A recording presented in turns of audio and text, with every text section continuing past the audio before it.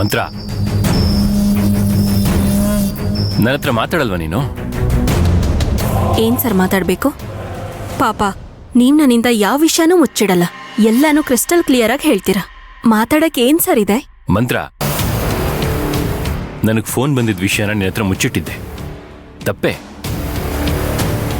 ಅದೇನ್ ದೊಡ್ಡ ಅಪರಾಧ ಅಲ್ವಲ್ಲ. ಏನೋ ಒಂದು ಸಣ್ಣ ವಿಷಯನ ಯಾಕೆ ಇಷ್ಟೊಂದು ದೊಡ್ಡದು ಮಾಡ್ತಿದ್ಯಲ್ಲ? ನೀವ್ ಮಾಡೋದೆಲ್ಲ ಸಣ್ಣ ಸಣ್ಣ ವಿಷಯನೇ. ನೀವ್ ಮಾತಾಡೋದ್ ನೋಡಿದ್ರೆ ಏನು ಇಷ್ಟು ಸಣ್ಣ ವಿಷಯನ ದೊಡ್ಡದ್ ಮಾಡ್ತಿದ್ದಾಳೆ ಅನ್ಕೋತಾರೆ. ಯಾರಾದ್ರೂ ನನ್ನ ನೋಡಿದ್ರೆ ವಿಲನ್ ಅನ್ಕೋತಾರೆ. ನೀವ್ ಇವತ್ತಿಂದನ ಸುಳ್ಳು ಹೇಳ್ತಾ ಇರೋದು, ಭೇಟಿಯಾಗಿದ್ದ ದಿನದಿಂದ ಇದನ್ನೇ ಮಾಡ್ತಾ ಇರೋದು. ಇವತ್ ಬದ್ಲಾಗ್ತೀರಾ, ನಾಳೆ ಬದ್ಲಾಗ್ತೀರಾ ಅಂತ ಅನ್ಕೊಂಡ್ರೆ ನೀವ್ ಬದ್ಲಾಗಕ್ ಸಾಧ್ಯನೇ ಇಲ್ಲ. ನೀವ್ ಬದ್ಲಾಗಲ್ಲ ಅಂತ ಗೊತ್ತಿದ್ದು ನಾನು ಈ ಮನೇಲಿ ಯಾಕಿದ್ದೀನಿ ಗೊತ್ತಾ? ರಾಘವ್ಗೆ ತಾಯಿಯಾಗಿ, ಈ ಶಾಂತಿ ನಿವಾಸಕ್ಕೆ ಸೊಸೆಯಾಗಿ ಇವತ್ತಲ್ಲ ನಾಳೆ ಬರ್ತೀನಿ ಅನ್ನೋ ನಂಬಿಕೆಯಲ್ಲಿ. ನಿಶ್ಚಿತಾರ್ಥದವರೆಗೂ ಹೋಯ್ತು, ನಿಲ್ಸ್ಬಿಟ್ರಿ. ಅದ್ರ ಬಗ್ಗೆ ಸ್ವಲ್ಪನಾದ್ರೂ ನಿಮ್ ಮನ್ಸಲ್ಲಿ ಏನಾದ್ರೂ ಇದೆಯಾ? ಇಲ್ಲ ತಾನೆ? ಅದನ್ ಬಿಡಿ. ನನಗ್ ಗೊತ್ತಿಲ್ದೆ ಈ ಮನೇಲಿ ಏನೇನೋ ನಡೀತಾ ಇದೆ. ಅದನ್ ಯಾವತ್ತಾದ್ರೂ ನೀವು ನನಗೆ ಹೇಳಿದ್ದೀರಾ? ಪ್ರತಿ ಸಲನೂ ಮುಚ್ಚಿಡ್ತೀರಾ. ಕೋಪ ಮಾಡ್ಕೊಂಡ್ರೆ ಸಮಾಧಾನ ಮಾಡ್ತೀರಾ. ಎಲ್ಲ ನನ್ನ ಕರ್ಮ, ಏನೂ ಮಾಡಕ್ಕಾಗಲ್ಲ. ಮಂತ್ರ, ನಾನು ನಿನಗೆ ಎಷ್ಟು ಸಲ ಹೇಳಿದ್ದೀನಿ ಯಾವುದೇ ಕಾರಣಕ್ಕೂ ನಿನ್ನ ಮನಸ್ಸು ನೋಯಿಸಲ್ಲ ಅಂತ. ಆದ್ರೆ ಈಗ ಏನ್ ಮಾಡ್ಲಿ, ಒಂದೊಂದ್ಸಲಿ ಯಾವ್ಯಾವ್ದೋ ವಿಷಯಗಳು ನನ್ನ ತಲೆ ಕೆಡಿಸ್ಬಿಡುತ್ತೆ. ನಂಗೆ ಕೋಪ ಬಂದಾಗ, ತಲೆ ಕೆಟ್ಟಾಗ ನಾನು ಏನ್ ಮಾಡ್ತೀನಿ ಅಂತಾನೆ ನಂಗೆ ಗೊತ್ತಿರಲ್ಲ. ಅಂತ ಹೊತ್ತಲ್ಲಿ ಯಾವುದೋ ವಿಷಯ ನಿನ್ನ ಹತ್ರ ಹೇಳೋದನ್ನ ಮರ್ತು ಬಿಟ್ಟಿರ್ತೀನಿ ಅಷ್ಟೇ. ನಾನು ಅದೇನ್ ಬೇಕು ಅಂತ ಮಾಡೋದಲ್ಲ. ಅದು ನನಗೆ ಗೊತ್ತಾಗೋ ಅಷ್ಟರಲ್ಲಿ ನಿನ್ನ ಮನ್ಸಿಗೆ ನೋವಾಗ್ಬಿಟ್ಟಿರುತ್ತೆ. ಸರಿ, ಸಾರಿ ಹೇಳಿದ್ನಲ್ಲ, ಇನ್ನೇನು? ಸಾರಿ ಹೇಳೋ ರೀತಿನ ಇದು? ಮನ್ಸಾರೆ ಸಾರಿ ಕೇಳಬೇಕು ಅಂತ ಇದೀನಿ. ಹಾಗಾದ್ರೆ ಒಂದು ಹಕ್ಕೊಟ್ಟು ಸಾರಿ ಕೇಳಿ.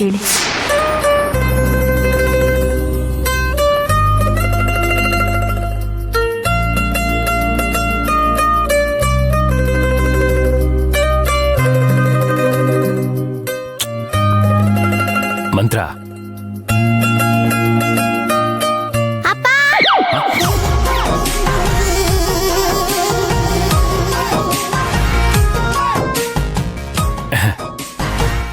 ರಾಘವ್, ನಿದ್ದೆ ಬರ್ಲಿಲ್ವಾ ಕಂದ?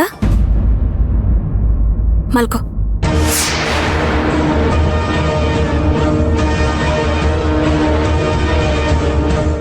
ನಮ್ ರಾಘವ್ಗೆ ಆ ಹುಡ್ಗಿ ಅರ್ಚನಾ ಅಂದ್ರೆ ಜೀವ ಅಲ್ವಾ?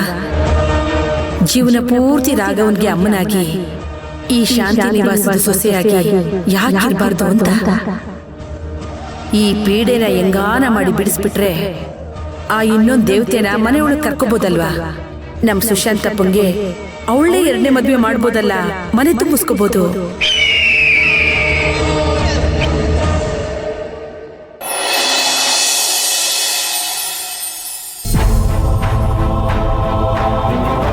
ವೀರಣ್ಣವ್ರೆ, ಏನೋ ಯೋಚನೆ ಮಾಡ್ತಾ ಸರ್ಜರಿ ಬೇಕೋ ಬೇಡವೋ ಅಂತ ಹೇಳ್ದೆ ಮೌನವಾಗಿದ್ದೀರಾ?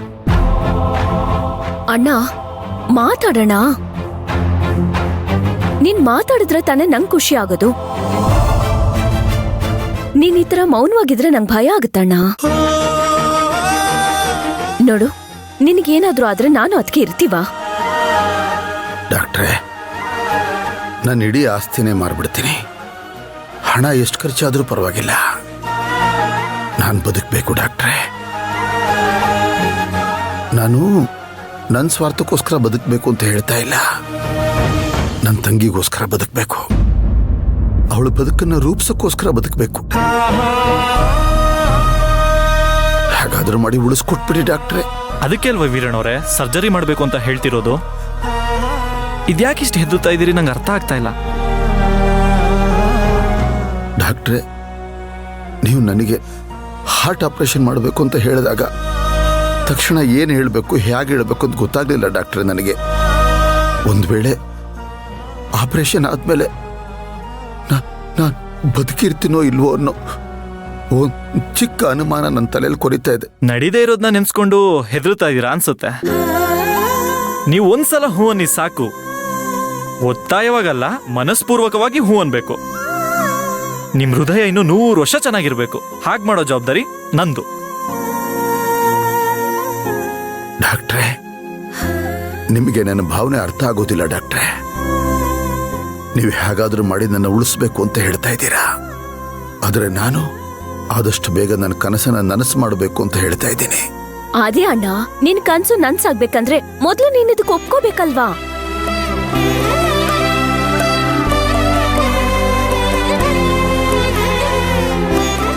ಅಣ್ಣ, ನಿನಗ್ ನಾನ್ ಪ್ರಾಣ ಅನ್ನೋದಾದ್ರೆ ನನ್ನ ಪ್ರಾಣಕ್ಕೆ ನೀನ್ ಪ್ರಾಣ ಅಲ್ವಣ್ಣ?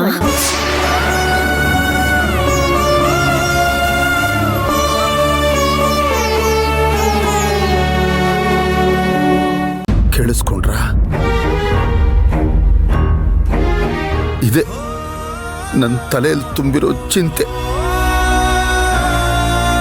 ನನ್ನ ತಂಗಿ ಇನ್ನು ಬಾಳಿ ಬದುಕಬೇಕಾದವಳು ಡಾಕ್ಟ್ರೇ. ಅವಳಿಗೆ ಒಳ್ಳೆ ಗಂಡನ್ನ ನೋಡಿ ಮದುವೆ ಮಾಡಬೇಕು ನಾನು. ಅವಳಿಗೆ ಮಕ್ಕಳಾಗಬೇಕು. ಸುಖವಾದ ತುಂಬ ಸಂಸಾರನ ನಡೆಸಬೇಕು ಅವಳು. ಆಗ್ಲಿ, ಅದೆಲ್ಲ ಮಾಡಬೇಡಿ ಅಂತ ಯಾರು ಹೇಳ್ತಾ ಇದಾರೆ ನಿಮ್ಗೆ?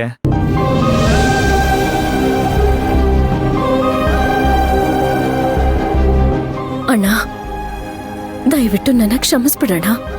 ನಾನ್ ನಿಜವಾಗ್ಲೂ ನಿನ್ ತಂಗಿ ಅಲ್ಲ. ಆದ್ರೆ ನಿನ್ ತಂಗಿ ಅಲ್ಲ ಅಂತ ಹೇಳೋ ಪರಿಸ್ಥಿತಿಲಿ ನಾನಿಲ್ಲ. ನೀನು ಬಹಳ ಮುಖ್ಯ ಅಣ್ಣ. ನನಗೆ ಮದುವೆ ಆಗಿದೆ, ನನಗೊಂದು ಮಗುನೂ ಇದೆ. ನೀನು ನನ್ನ ಮಗನ ಮಾತಾಡ್ಸಿದ್ಯಾ ಕೂಡ. ನನಗೀಗ ಉಳಿದಿರೋದು ಅದೊಂದೇ ಮಹದಾಸೆ ಡಾಕ್ಟ್ರೇ. ನನ್ನ ತಂಗಿ ಹಸೆ ಮಣೆ ಮೇಲೆ ಕೂರ್ಬೇಕು.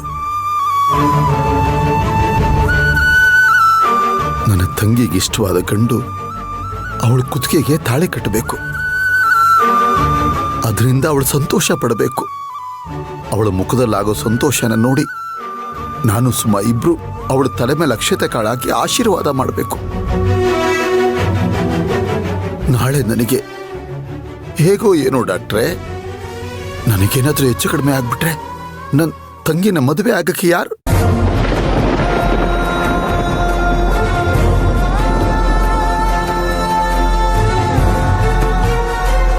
ಯಾವ ಹುಡುಗ ಮುಂದೆ ಬರ್ತಾನೆ?